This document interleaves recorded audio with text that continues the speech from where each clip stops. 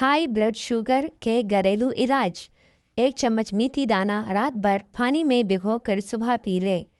کم از کم 30 minute تیز چلیں، یوگا یا ہلکی ورزش کریں۔ یہ شوگر لیول کو نارمل رکھتا ہے۔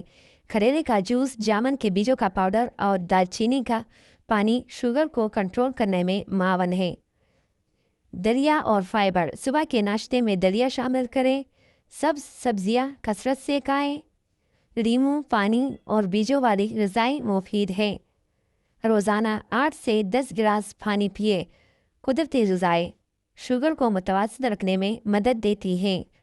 نماز کی پابندی اور ذہنی سکون صحت بہتر بناتا ہے۔